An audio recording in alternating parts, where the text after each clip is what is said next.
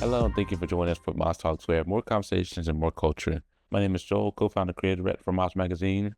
I'm Sydney, co-founder and editorial director of Moss Magazine. Sydney, growing up, you probably listen to a ton of music.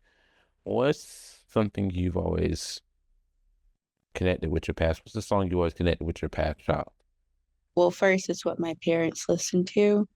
And so for me, it's Mary J. Blige. The album that has like Just Fine on it, like that whole album from start to finish, no skips. And my mom played the entire city all the time. So to me, I feel like that is kind of like where I first remember music being very prominent and just like paying attention to it, I guess. Like every other Black household, waking up, dad having music on TV, on the boombox, Mm. whatever, listening to what he listened to, or going to church and like, just knowing the songs they would sing, most of the time pretty regularly. So I would say those are like probably my first moments with music where I wasn't choosing what to put on, if that makes sense. I'll say I agree with you, but I got a different Mary for you. I got Mary Mary. Oh, I got yes. Yes. Those are my Mary Mary, girls. Kirk Franklin, The um, sound. Sounds of That's Blackness, mhm. um, GP. I don't So know yeah. that one. Oh, GP is Kurt Frankenstein. GP, Oh, are you with me? oh Yeah. yeah, yeah, yeah. Yeah, yeah, yeah. But yeah, what's that movie? There's a movie where Beyonce covers a song. It's with Cuba Gooding in the movie. Yeah, the song that Beyonce song kept coming on the radio because so my family used to clean houses in the Outer Banks, like just for extra money. And so when we go to those houses, dad put the radio on, mom put the radio on, the gospel station. And so they play that song. And like I remember Wait, like for a wait. good Did they know they were listening to Beyonce? I don't know. I think I think my sister definitely knew because my sister was older than me, so she had some knowledge of who Beyonce was. I don't think they knew. I honestly don't think they knew it was Beyonce because who I I, I don't know. I honestly couldn't tell you because if Well, I'm in all I can say is their ears were blessed and highly favored. Amen. you don't even I don't even think you like that song. You know what song I'm talking about, right? I remember you played it before. Like I It's don't know it off the top. I don't even know what it sounded like off the top of my head. But if you played it, I would I know what see. it is. For those who don't know, it's the song where she's like, "Yesterday on top of the world, today the world on top of me." That song. Yeah. But yeah, that's a good song though. Like it's too good. I Like mean, it is. I didn't really grow up watching that movie, so I didn't like. I was very much, me and Beyonce, crazy in love, deja vu. yeah. So Hmm. so talking about our early history, like as children, the music we couldn't pick for ourselves. What were some songs you got into when you could pick music? I'm pretty sure you're gonna say Beyonce, so I'm just gonna go Yeah. ahead and Well, answer that. okay. Well, my first memory of Beyonce was being in my parents' room. They had the TV. I think it was on BET, 106 in Park. And I just remember seeing the Deja Vu music video. And that's when I realized who she was. And like from then on out, when I hear her on the radio, like I knew who she was. And then like as I got a little bit older, I was like, okay, I love her. And then I want to say when her Sasha Fierce album came out, I would like that was the first album I've ever had like on my iPod. And so like from then on out, I was like deciding what songs I wanted to listen to from her. And like to me, that album, I mean, a lot of people don't like that album, but I still like that album because I discovered it in a time where I was discovering music overall and like just choosing what I liked. And there's a lot of really good hidden gems from that album. But I think with like overall just choosing my own music, I don't know, like I don't remember what age it was, but like I definitely remember like spending days home alone and like turning to the music channel and like listening to songs that way or like through Disney, whatever was playing, I like eventually started liking. And then like maybe around fourth or fifth grade, we would go on like trips and like long car rides, like road trips or whatever. And I would be like, "Oh, I want to listen to this station. Can you put this on, please?" Or like, "Oh, like we're in a rental with satellite. Can we listen to Radio Disney?" Like that's when like I started, picking up on my vibe, and I was definitely a pop and R&B kid for sure. I'll say for me, it was honestly like growing up because I was in growing up as a people pleaser. Like I was really like trying to figure out what other people, what songs other people like because there would be times in school where they would be like, oh, or like they would have kids pick a song and like I never really joined in because I never had access to things other kids had access to. So whenever they came around to like, they were like, let Joel pick a song because like Joel ain't saying that and Joel ain't doing that. Let's let Joel pick a song because he all quiet. And so like I like honestly I had nothing for him. And like whenever it came out to him, when they came to me, it was a matter of I would always pick someone else. Like I remember one specific time it was Migos, and Oh, like it was like yeah it was early Migos, and like it was let's say when I left the class, I looked at the song. The song was not for school. I'm gonna tell you that right now.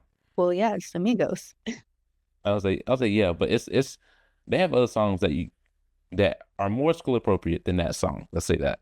in the kitchen or But stirring like stir fry, whatever. That song. yeah, no, no, no. That's more Yeah, appropriate. but but yeah, I would say when I started like actually getting into finding out more about music, I listened to a lot of classical growing up because classical really did a lot for me when I was in school. Like really like like I don't know the names, couldn't tell you, but I'd go somewhere if I was a classical and I'd put it on and play it. Um, again, gospel was always there because of church. But when I got on like the surface level of rap, like hood classics, like definitely 50 Cent, If I Can't, that was one of my most played songs in high school because you feel like you're about to ask me something. I just think it's funny. I don't know if this is like for everyone, but I feel like for Black kids, we all get introduced to hip hop, and I feel like in some way we first go back to the classics or like the older generation, and then like we dip our toe into the foundation, and then we figure out what rap and hip hop we like. But I don't know. I just thought that was See, kind of funny. You said that. yeah, and plus like even with 50 Cent, like I'll say he's not he's I'll say now he's classic rap. At the Yeah, time, yeah. he was still well known and prominent, but But he it was was in the still phase like, where I was just gonna say he was still, like one of the big dogs though. So like yeah. a Yeah, he foundation was in still a on the way. pop in the time I found out. Yeah, Yeah. so like he was one of the OGs. Yeah, but also like that yeah, Richard Datron was a good album for me. Well, that was I can honestly say it was probably one of the first albums I ever downloaded. Like literally like yeah you had an MP3 file you download, put on your MP3 player or whatever you had.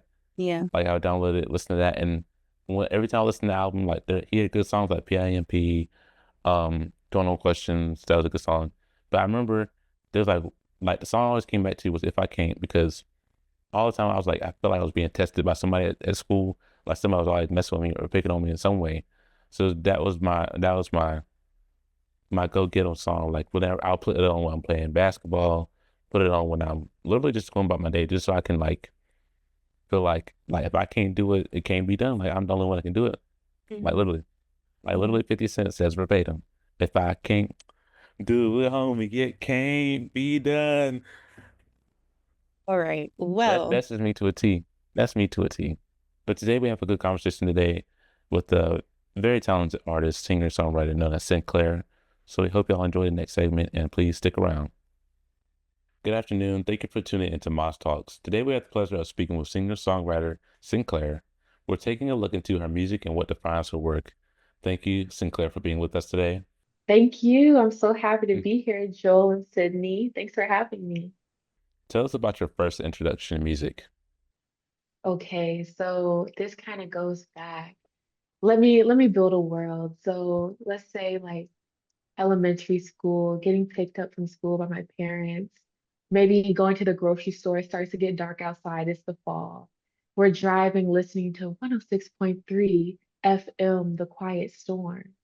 And I hear Anita Baker, Luther Vandross, Aretha Franklin, and some of my other favorite, like the average white band, Love of Your Own. Like just hearing those soulful songs, they mean so much to me because my parents, they grew up in the 60s, the 70s, the 80s, and they really passed down like their love of music to me. And I was able to experience that by listening to the radio. And that's where like my love for storytelling comes in.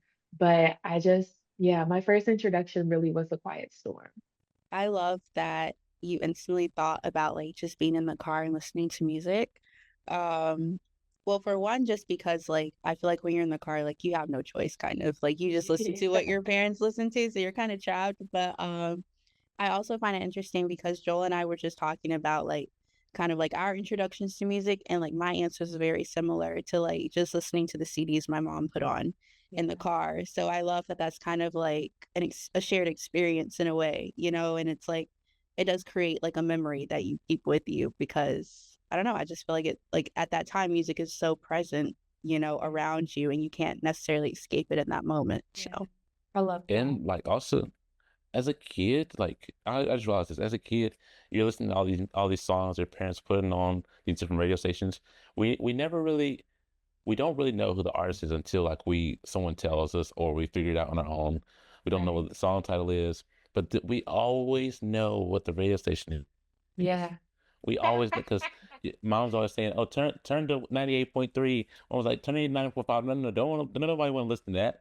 And so like they always talking about the station. We always know what the radio number is, but we never found out what the artist is unless the radio host talks about it or the parent talks about it. Right. So I think Right. that's very inspirational. But to follow up to that, what songs do you think inspire your current sound? So I also have a deep love for neo soul. So I would say Erykah Badu, Jill Scott, SZA, and some songs to point out would be On and On, A Long Walk, and Teen Spirit. So SZA, I remember it was like one of the last episodes of 106 in Park. She was featured on there, and they played her music video, and I was like, this is the first time I've heard someone sing like this, like that alternative R&B sound. And it made me be like, wow, I can make music that sounds like this. Like I don't have to sound like have all the crazy runs or anything. I can just express myself and know that my voice is good enough. So Yeah. it was a top tier day. Sad 106 in Park is not around anymore. But yeah, those are some of the songs that inspire me. what does songwriting look like for you? And songwriting usually looks like me getting home from school, messing around, and then I get hit with the bug, but it comes to me like at like midnight, 1 a.m. And it's like I have neighbors, so I need to chill out. But my dad, he's always like, Autumn, when you're here at home, you could sing your heart out. So I go up in my room, put my headphones on. I have my own audio interface. It's a Focusrite, and I plug it up to my computer. Um, and I just search for beats to find inspiration. I have some beats that friend like producers send me, and then I also like go on YouTube because I sometimes I just want to find inspiration. And when I'm hit with the right song, the right beat, I'm like, okay, I can write to this and I have a story to tell. I've experienced enough life where I have stories to tell.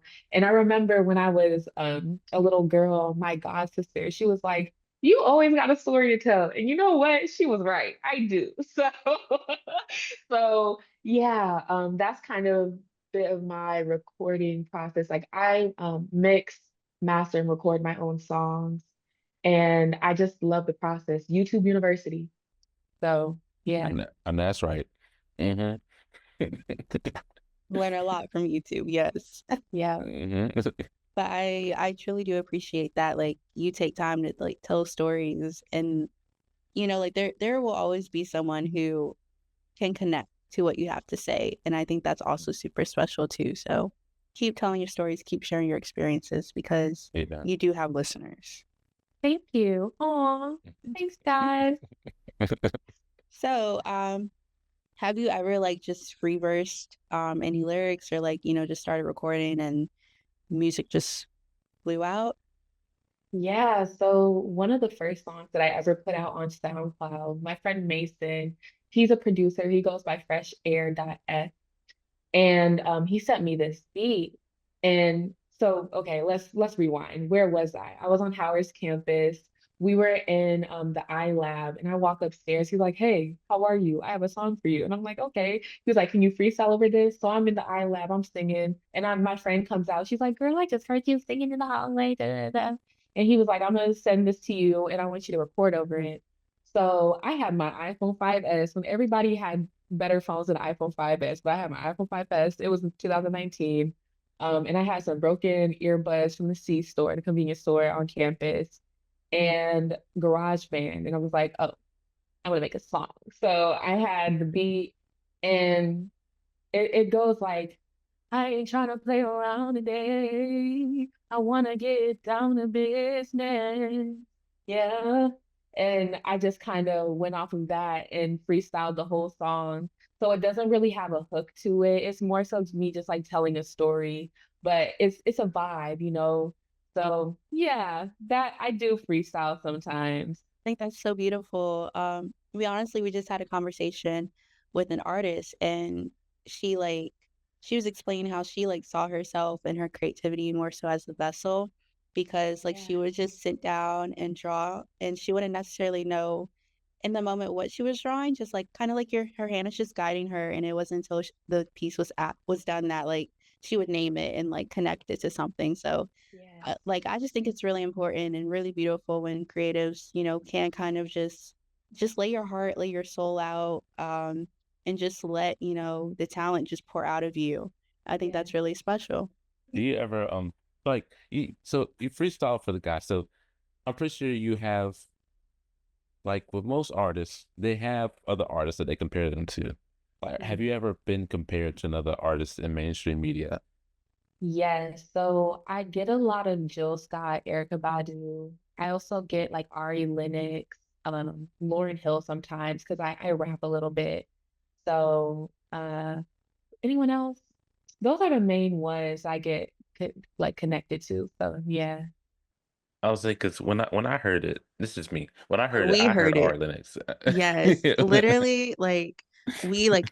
I think we were listening to it at the same time, and I paused and I said, "I know that's not Ari Lennox on this." Yeah, I Like, was like, is that? I was like, Joel, are we the same thing? Like, it was insane. So, no, I definitely see that. Like, and you are beyond talented because y'all have Yeah. very, very similar sounds. And I love her. Like, she's one of my favorites. Yes.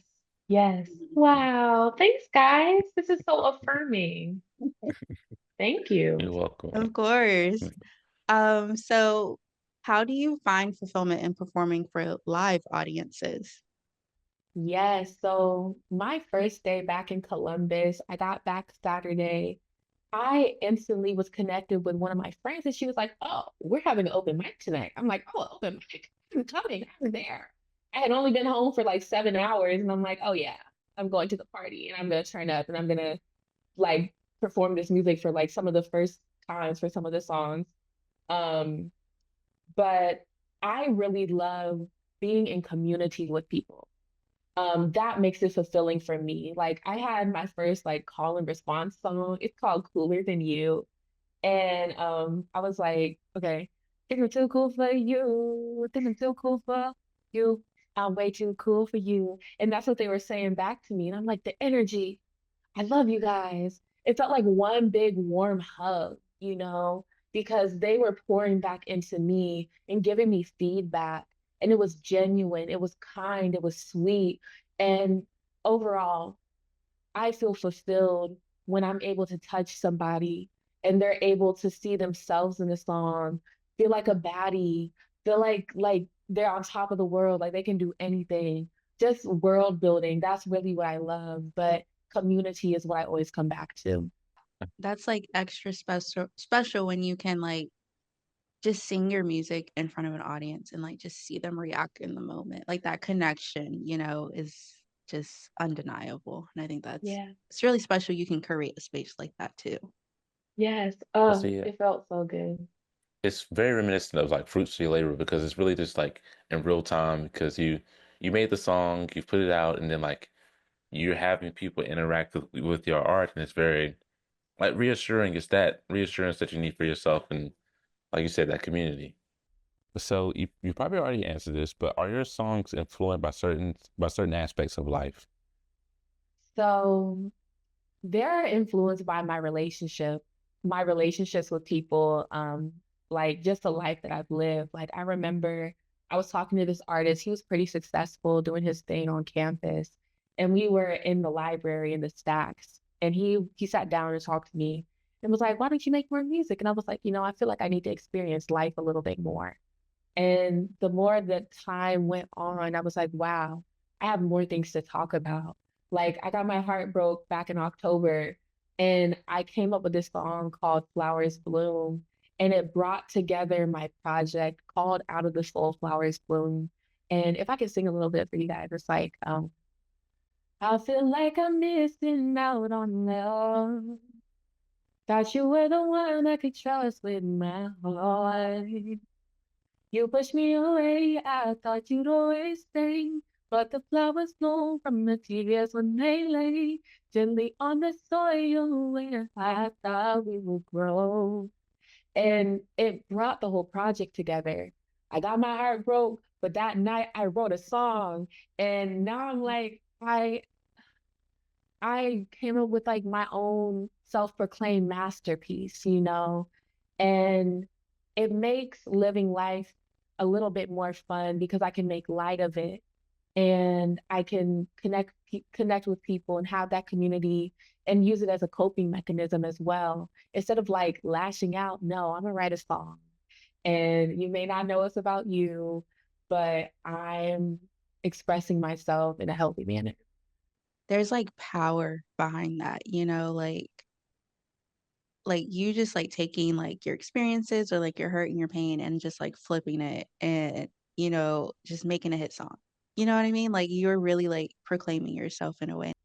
Can you share like what do you have in store for 2025? Do we have any new music on the way? Yeah. Performances to look out for? What's happening with Sinclair? So I have a finished EP called Out of the Soul Flowers Bloom. I'm wanting to drop it in spring, but I'm kind of all over the place a bit because I have a larger body of work that I want to put out this summer. But I'm gonna drop some singles in the winter so people can get familiar. And when it gets warm outside, we can be dancing, turning up, and having a good time. So I have some singles I'm planning on dropping. Performance wise, I just kind of see what's going on around me and try to go to as many events as I can. So I don't have anything planned, but hopefully I'll be able to curate something in like DC or Columbus, Ohio, and people can come after that. We have a segment that we like to do, and we call it Quick Fire. Ooh. And so I'm going to ask you 5 questions, and you just answer with the first thing that comes to your mind. Okay. All right. So, go-to song. Go-to song. Just to Keep You Satisfied by Marvin Gaye. Artist you would love to open up for. Ooh. Ooh, I know I'm not there yet, but Doechii would be awesome. Oh my God, yes. We're gonna circle back around already. Go-to drink for a studio session. So water, agua. Real. Solid, Hmm. solid. Real. So, notebooks or the Notes app? The Notes app. I have a folder called Lyrics. That okay. Last one. Standing ovation or love and adoration from any artist of your choice. Standing ovation. Well, because they both are giving flowers. I want to be appreciated in the moment. So I would say uh, let's do love and admiration because that's a beautiful thing. Love is a beautiful thing. Ooh, this is my part right here. I love Doechii. Like, Mm, I don't know. Like, how I say this? I listen to a lot of music, so yes. I already listen to a lot of artists, but I've been listening to Doechii before she came off of YouTube. Okay. Like, I, like I love Doechii. The way people talk about the way churchgoers talk about gospel music. Yes. I listen to Doechii, Okay. and I this Doechii's so inspirational. I just can't get past that. It's Yes. just like Mm, she's really in tune with herself. so in tune. And my favorite um my favorite songs off the project are Bloom. I use that for my like Instagram picture sounds for my birthday. Like, Bloom, Boom Bow, Denial is a River. Like, I really love her recent stuff. I love Persuasion. Yeah, yeah. I feel like I could learn a lot from her. Like, if I were to like be in that same space, I feel like I'd be able to grow as a lyricist because I love just the double entendres, everything she like that's an artist. So yeah. I see. Yeah, even with like Doechii, like all the places you'll go is really a good song too. Like that album in itself was like it was a good opener for me into realizing that she's just not like this YouTube personality who's trying to make music. Like she's Right. actually like a person who's multifaceted in different things and has a good handle on their craft. Yes, I agree. I think when I think of Doechii, like I love her too, adore her. But I also just think about like her just being a student to the art. Like she Mm, truly like she is in this for the long run and you can really tell in just the way she carries herself and the way like she just releases her projects like and even just in her music like you can tell like she is in this for real and not just like for the quickness of it. yeah, Um and then like I also just love like just to think about the fact of like where she was at a couple of years ago. Like she yeah, is just like skyrocketed and it is yes, just so inspiring to see. And I think just for like creatives all around, like we could really like look into that as just like a source of like motivation. So yes, yeah. yeah. Oh, This is a very specific question. I'm gonna let you know right now because people have preferences for their water. Do you have a specific brand? Do you like it out the fridge? Do you like it room temperature? Do you have ice? Like, I need details. child. So I was in this voice instruction class in the spring semester of 2024. And my professor was like, room temp water. That's what you need to drink. She was like, if you drink cold water, that's not good for your vocal cords. So I have like a water filter. I just use a water filter because I record in my crib. So it's like I I'm not fancy with it. I just have my water filter, pour my little glass of water, sip when I need it, and go and do what I do. Mhm. I say that's fair. I'll say as long as you drinking the Sonic, we good. But yeah. Okay, last one we're gonna dissect. So like why do you prefer the app over notebooks? So I've done both. Sometimes like okay, I was in this program and we had some guest speakers, but I was a little bored. I was a little so I had a notebook with me and I was writing a song. I wrote a full song in class because I was like, I need to do something on this beat.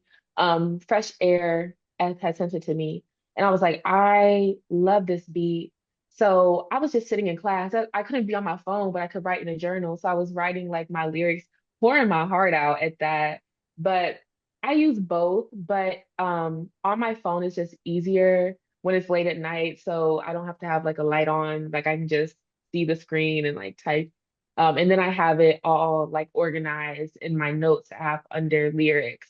So I'm able to come back to it, scroll down, see where my lyrics are if I need to go back and re-record something. Or if I'm going to copyright something, it's great to have it typed out so I can easily copy it, put it on a Word doc, seal it as mine, then go submit it in the eco government website and do what I got to do. So, yeah.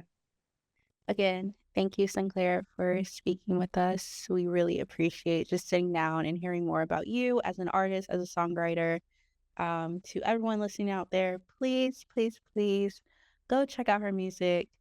You won't be disappointed. Like she said, if you love Ari Lennox, if you love Erica Badu, SZA, she is all those things in one. So Yeah, please go support and actually. follow her. And yeah, What they say, Sydney? If I can Do it, homie. It can't be done. How do you feel? How was the And convo? I'm gonna make the champagne bottles pop, cause I'm gonna take it to the top, baby. Wow. Well, guys, I think that was a beautiful conversation. Yes. Um, Amazing conversation with Sinclair. Mhm. Just a very like beautiful spirit, a very hardworking spirit as well. I can definitely tell. There's a lot of passion and thought just behind who she is and her music. I would also say like the intention, seeing the intention artists have behind their music. Like again, like we interview a lot of artists, we interview a lot of creative people. Like when it comes down to artistry and the process of making music, I'd say with any form of art, you really have to be intentional. Like Mhm. some people do get lucky and it does happen by accident, but I think intention really takes you a long way. Like Sinclair has, like with her music, like just the whole overall thought process and wanting to do it and going out and doing it Yeah. is really inspirational. And like connecting Because with her mhm, audiences and just having those beautiful moments where like you're feeding into a crowd and they're also just feeding back into you. You can only do that if you that's right. connect with, people in the crowd. And that's hard to Yeah, do because people will easily be on their phones and look away. So yeah. props, The attention, kudos to her. yeah, because the attention span has went down a lot. And plus, Absolutely. like people, if you go to a concert, they need to. I know some artists do, but they need to start taking away phones again. Mm. Oh, There's like certain ones, doesn't Bruno Mars do that? Like you can't record at his yeah, shows or something. yeah. That's living. Um, You know what? Okay, so today I went to hot Target. take. I went to Target with my sister, right? And so when we okay, when we got to Target, we were just randomly singing somebody that I used to know because that's our jam. So when we got back into the car leaving Target, I put on my middle school playlist. Now this is music from 2012 to about 2015. Bangers, bangers, but not just bangers, dance bangers. Like by the time we got home, we were listening to the DJ Got Us Falling in Love Again by Usher. And we both turned to each other and were like, wow, like they really don't make music like this no more. Like we can't They just go to don't. the club and beep, like they don't got that no more. Like we can't just get like to just dance and be free and like just be in the moment. Everyone's like kind of depressed now or like mumbling or like very mellow and chill. And it's like, no, I just want to dance and let loose. I'm a firm believer that we were spoiled, rotten. We were Very, spoiled, rotten. very, because I even then I told her I was like, wow, like I was really going hard in the middle school dances to this song, but like now that I'm of age, like and there's nothing to dance. Like I don't want to dance Yeah, Sexy Red. I'm it's sorry, I don't. I say it's also just with like social media too. Social media has been great in terms of the social standpoint of it, but not in the terms of media and the output of art. Because like whenever we get this art, whenever we get this music and other forms of creativity, it's always like we got it, great, next. Like it's really like it's 0.5 seconds and we're gone. And like we may listen to a song for a week, and then like after that it loses all its validity because Keisha's posting it, Tom's posting it, John's posting it, this And like, other person's posting it. And like they all like the music, but it it becomes a trend, and trends die very fast. yeah. And then I also think another trend and another aspect of social media, two things in Hmm. one, is the fact that people are so worried about how they're gonna look or be perceived. Like no one just Hmm. lets loose in the Yeah, club no more. And yeah. I hate to break it to you, but I will let loose in the club. I don't care. Film me all you want. Oh, I'm a dancer at heart, so I'm going to dance. And I like was that is fun. That is free. I would say, in my opinion, the best last version of when we're sport, like in terms of like output of music, and everybody did like kind of follow this person and kind of like it created like a cult following for this person was Tyler the Creator, because during that time when Tyler was coming on the scene, when he was doing like his golf hats, like he was with he was with Adult Swim doing his show, like for that time, like everybody was Tyler. Like he really brought on the idea of them just being themselves and being, and in some forms of fashion to other people that were not liking Tyler, like it was just weird to them. Like it was just like everybody's weird now. And then like, I'll say Mac Miller was one of those as well because everybody liked Mac. Everybody loved Mac. Rest in peace. But yeah, everybody loved Mac. There's probably other artists that I'm forgetting about, but the last time it came around was when, in my personal opinion, it might have not just been Tyler, but when Tyler was coming onto the scene, when he was popping with golf. That See, I thought after I that, I thought you were gonna go into a completely different direction with that because you might have me beat. What are you thinking about? well, I was just thinking about I guess I was still just stuck on like enjoying music itself and just dancing. So like when you said like the last good era we had, like I was literally thinking of like right before TikTok came and like Triller and like musically was a thing and we were listening to Mhm. like Watch Me Whip or like Juju on the Beat, Yeah. like songs like that that were still Hmm. kind of trendy, but there were like actual dances with them and like you would listen to the whole song still. And like it encouraged you to like again, we were just dancing, we were just vibing Yeah. without really judging one another or without wanting to like seem cool or fit in. We were just, like enjoying music as it's meant to be. Like Yeah. we weren't I just remember standing around on our phones or like doing a little 1-2 bop like we were actually. I I think also what adds to that is what you said like recording. Because I remember when the Running Man came out, like at night, I think like everybody was doing that and it was like a big trend. And like Hmm. it just started honestly, in my Or opinion, the Harlem Shake. yeah, the Harlem Shake. What happened to LMFAO? What happened to them? Those were my guys. You don't understand. Oh my God. When I tell you They're like I'm about to play they this middle school playlist to death for the rest of the year. they they had a chokehold on the current. Like you go in the mall, you hear Rihanna, you'd hear what's some other songs that came around the time? You hear Rihanna after she broke up with Chris Rihanna, Brown? That Chris album, Brown. No, you heard both of them. They were really big you at the heard Chris same Brown, yeah, time. but And then LMAO. And there was just like a lot of like random people, like a lot of yeah, I say like electro. oh yeah, that was the EDM era. So you had Mm. Skrillex. Oh yeah, I love Skrillex, so respectfully, I No, like me Skrillex. too. I did too. Justin Bieber was also like in his like Oh yeah, EDM pop era. That was very good too. Ooh, where are you oh now yeah, that because I need he you? did a song with Where are you now? Chris Brown Oh, and wait, Usher. pause. So For yeah, those that don't know, I'm gonna just say it right now. Sydney, we do not don't support Chris listen to Brown. Chris Brown. Sydney has Chris Brown blocked on every single platform, including Spotify and YouTube. Um, so I'm just gonna preference that now. If you don't like that, hey, it's okay. I'm not judging you. Don't judge me. I'm just saying when I talk about music, he's just not gonna come up naturally. Just saying. Yeah. Well, we may talk about the history of Chris Brown, but we do not willingly bring him up. Yeah. No hard foul. I mean, I just don't really, vibe with him or respect him. But But same with but yeah, like the others. I won't state their names, but they should all be but blocked yeah, for that. Brianna, I remember it's on the tip of my tongue. She had red hair on the album. Oh, Oh, the art album, We Found Love in a Hopeless Place. oh yeah, we found the na na na na. Yeah, I remember Call Me that song. Rude Boy, boy. Was that on that song? Or is it like rated No, R that was a or different no? album. Oh, I think. California King Bed, King California, something like that. That was on the red Hmm, hair era. I feel like also this is also my opinion.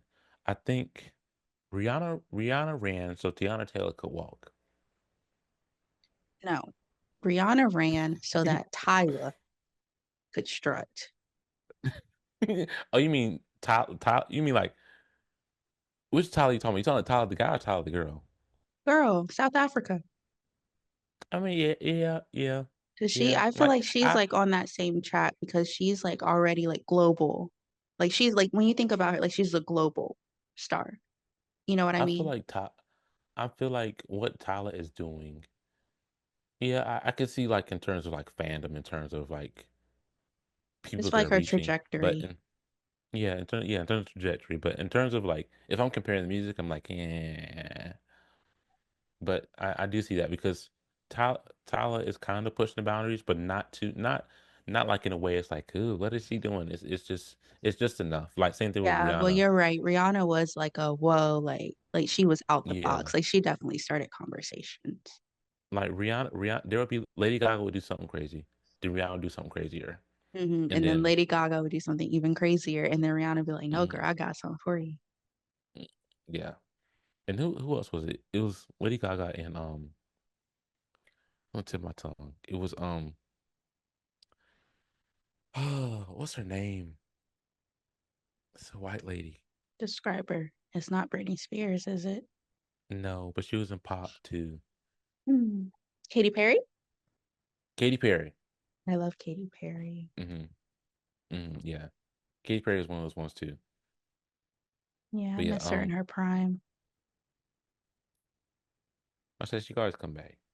But Uh, but one thing I hate about that time is like I think I don't know if it was after that time, but somewhere during my high school time, around like I say between 2014 to 2017, um, Iggy Azalea started popping, Tyga started popping, oh and I was yeah, like, it like was it the was a it was and Chris, and this is another thing. Chris Brown was the Drake of music, hmm I if don't that know. makes I sense. I Like he feel would, like that's like when I think I about think like Chris Brown that still is type of Drake. smart when I think about that type of style of like rap and hip hop, it's just so like surface level money grab. And I could see Yeah, right through it at the age of 13. And I was like, it's catchy, but it's not for me. like Fifth Harmony was popping. hmm Um, yeah, it was just really It was like very literally pop. they just put out a song. I mean, not Fifth Harmony, but like other artists, they put out a song, and so it's like we love it, but it's not the same. I think that Yeah. was like a big turning point because like it was good. It was like obviously you got to produce it like it's high quality, but it's like I think it was this ain't you. like like you said, like the production was good, but I think it was like the actual like lyrics or subject matter is where Mhm. it was just like Yeah, surface level. And I think that's like why like by like 2018, like post SZA, like 2018, 2017, 2019, like a lot of our like stuff started getting deeper and subject matter started getting like very like dense, um, I and like no real the and sub raw.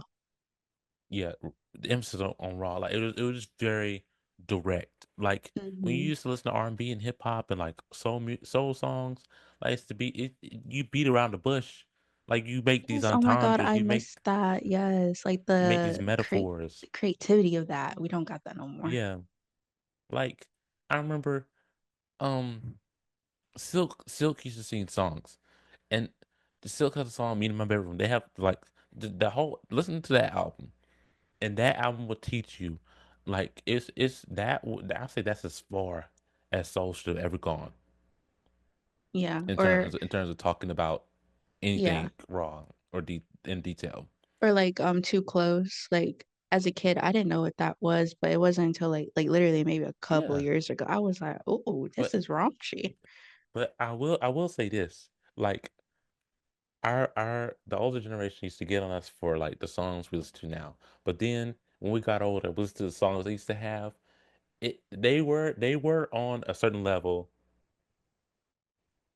very in No, detail, what it but at the is same is point, is they would be like, okay, but we didn't directly say it like y'all be saying yeah, it. like it was. I think it's also like I say just a redefining of the norms of society because in terms of guys, like remember how you used to have guys, like there would be guys that hang around the hood, guys that go to school, you go to school with, like you never really, like you know about gang violence, you know about these things going on, but I would say from my standpoint, even though I was never in that circle or never near that circle, I was never scared of my life being seeing these people or like going to school hmm with them. But like hmm now, like after a certain point when music started to change, it to me it felt like now nobody, like they're getting more direct with their attention. So I'm not saying like gang. or hood violence in general. I'm saying just like actions that people used to take became very apparent. It Mm-hmm. became very clear. Like Yeah. discernment, that's nothing. I'm glad I brought it up. Discernment has left people. Discernment no longer exists. Like Yeah. that's one thing I like because that like I say discernment still exists, but I'm saying like in terms of you can sit down with a 2 minute conversation and figure out what this person's about really easily. Like really easily. If they're gonna talk, like no problem. Like you can find out you only have to have a conversation with them. You can go to their Instagram, Facebook, whatever they got, whatever social media. If they got Guys, social media, you can digital figure it out. footprint is real. Please be mindful. Hmm. Digital footprinting is very, very real, y'all. Hmm. Yeah, it's so real. But I'm gonna stop yapping because we're gonna go on a whole nother level. For those listening, y'all should try Alani's. Throw away those Celsius. Get on an Alani wave. Well,